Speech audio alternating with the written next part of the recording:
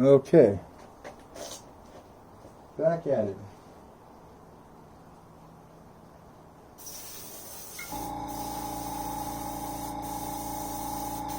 Probably should turn this off first before I start the camera. Okay, so here we go. This is going to be the white that I'm going to put the yellow on top of. Okay.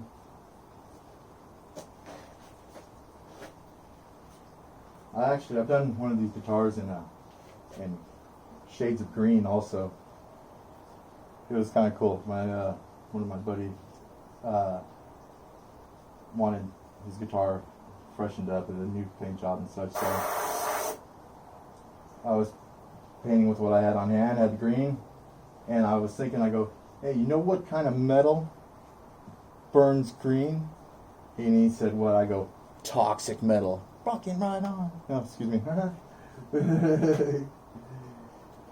So, that was cool. It was a toxic metal guitar.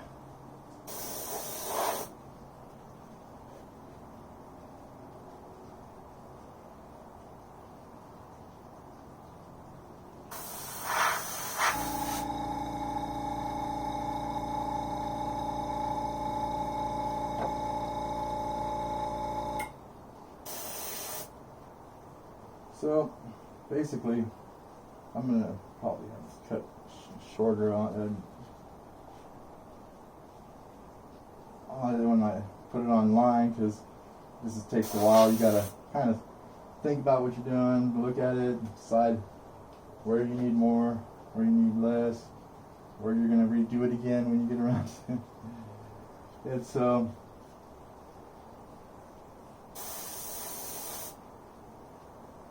probably put some up here too, like that.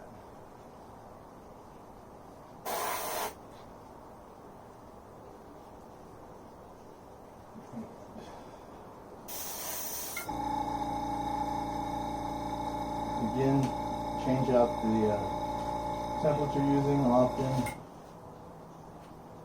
so it doesn't look like you're using the same. Of course, you can use different bits of each one and make it to where it looks like you didn't use the same one, but it's just easier to use different ones, get some different shapes in there. And the ones that are like, if you see this like this here, are used for making it look like the flame is twisting.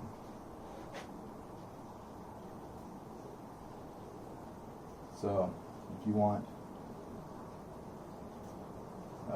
let's see, where's a good place for it to twist? Let's do this right here.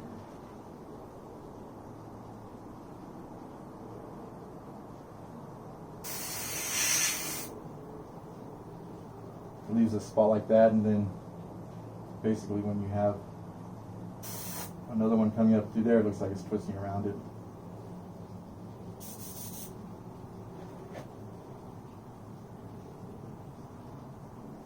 Okay, here's that bridge that I had going across. I'm going to bring that out a little bit more so it carries it on through the different layers here.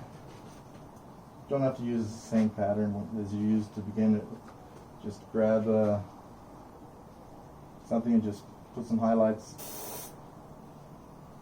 You're most likely going to be next to the colors than what you did, so that way it shows the next layer coming out further. Let's see, something more.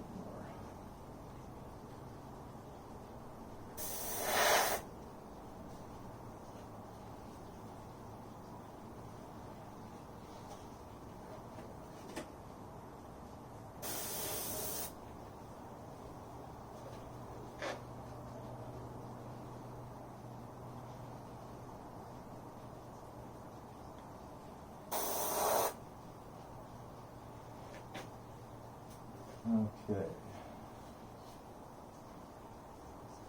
That one.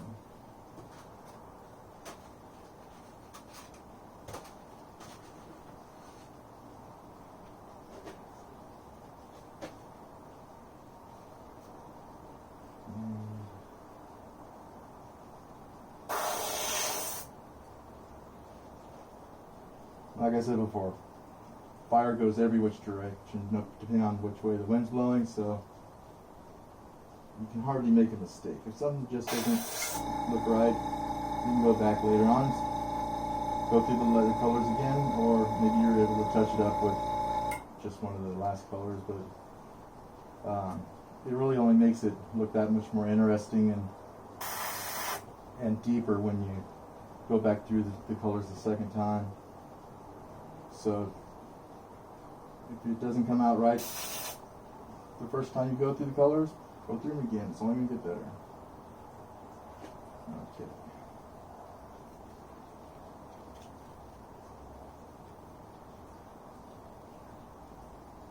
Let's see.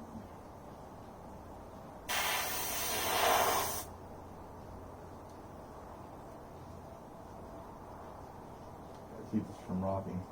By all means, if you can mount yours better than what I'm doing here, do it, because it's only going to save you from trying to hold the your work.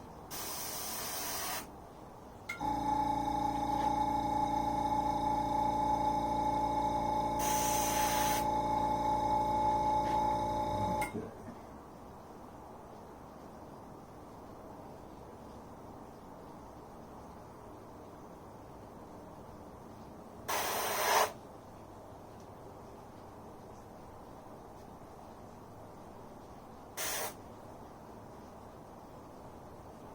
Okay, let's see.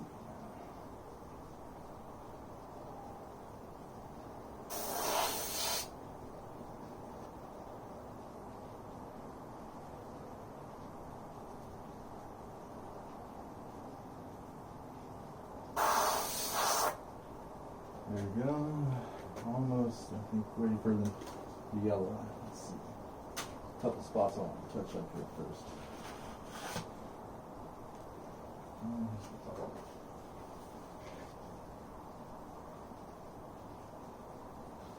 No, it probably won't.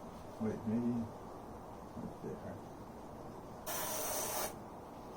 Yeah, that looks so nice. Okay,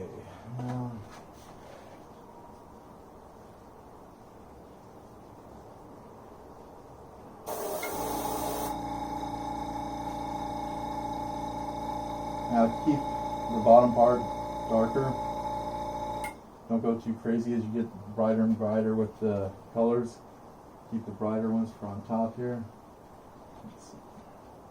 Okay, add a little something here. Now you're ready to apply the color here. There we go. And we'll see how it goes. I won't see this area because of the knobs. A lot of that's covered up, but oh wait, I should probably do something here so that it's point up here.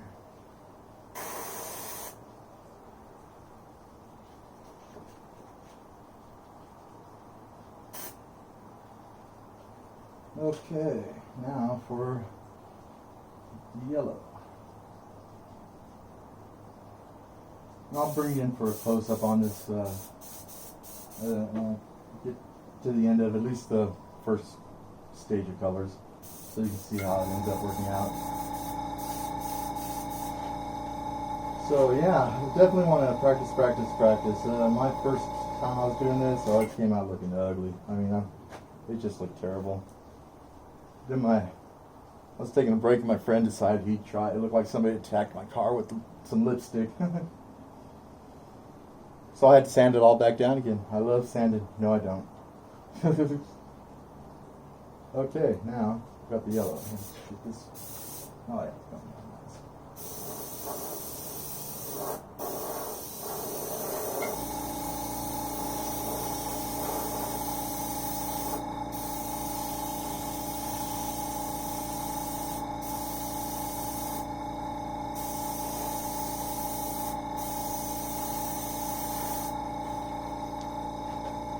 And use protective gear when you're doing this. Like I say, I'm not using it because so I can be heard in the video. But other than that, I always use it.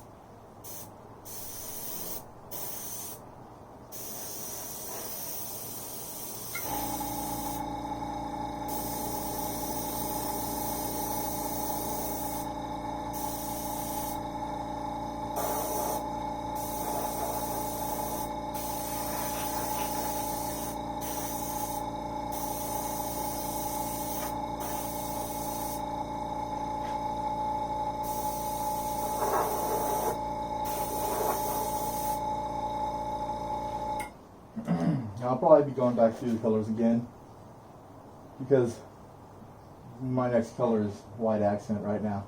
And what I'll probably do is I will take and mix some red in with the yellow instead of yellow in with the red, so it's a lot lighter orange. As a matter of fact, I can still do that on top of here and not have to go all the way back to the red, I believe. And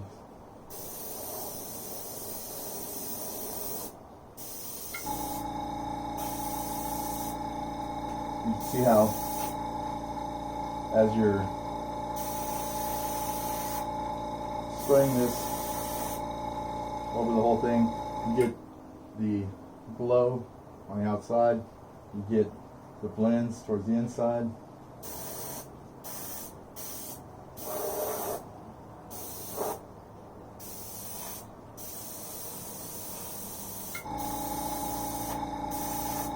But you want to cover up pretty much all the, if not all, the white, because the white you're going to use in the very end to give the accents. I think that's looking pretty good.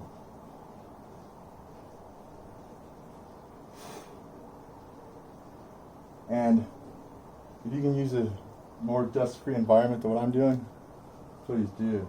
That'll just make it that much better. I'm starting to get little stragglers here. As it's coming off the, no, it's not coming off there. So it's dust in the air, whatever's starting to collect on there. And that's when you're going to want to wipe it down with something real carefully. Okay.